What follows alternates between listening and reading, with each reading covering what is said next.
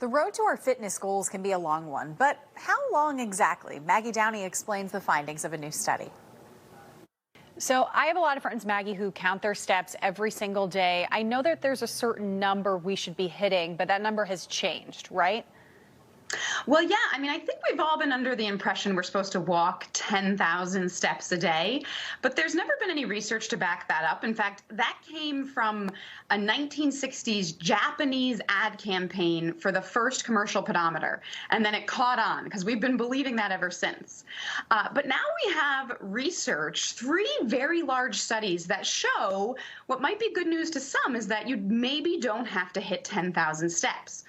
So these were three really broad studies. They looked at different sexes, different races, and different ages, but focused on middle-aged people 40 to 65. And what they found is that somewhere between 7,000 and 8,000 steps seems to be a sweet spot where we reduce mortality by all causes by 50 to 70%. So if you are not yet getting in 7,000 steps, it would really be worth your while to try to reach that amount. Now, I want to be clear, if you're already walking 10,000 steps, I'm not telling you to walk less, because they showed that as you did more, there was even more benefit, but not quite as profound as that threshold somewhere between 7,000 and 8,000. So I think it's always good news when something like this happens because it means it's more achievable for us to be able to reach our fitness goals. But what does reaching, X amount of steps mean? Like, do we have to speed walk? Do we have to run? Like, what does that look like for the average person?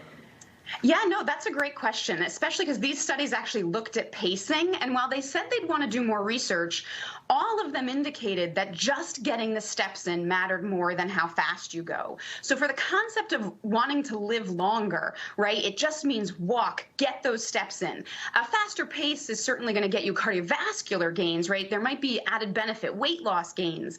But for that link to longevity, because that's what it is, it's a link. It's not saying walking makes us live longer, although I suppose it does. But certainly people who walk live longer. And that 7,000 step mark, we've got to make it. Even if it's slow, leisurely, there's clearly a benefit.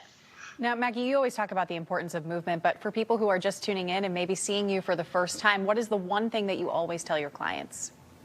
Keep moving.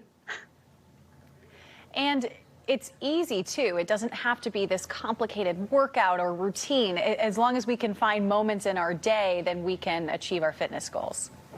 Well, I think that's the thing, right? This walk doesn't have to be all at once, right? So 7,000 steps is about 3.5 miles. You don't have to go out and walk 3.5 miles. You can break it up. And again, this indication that pace may not matter for a link to longevity shows that this doesn't have to be painful. You've just got to get up and move. There are so many research studies that show it's movement. We need to be physically active. We need to get out of the chair. Awesome. Well, Maggie, thanks so much for coming on to talk to us about this morning. We appreciate it.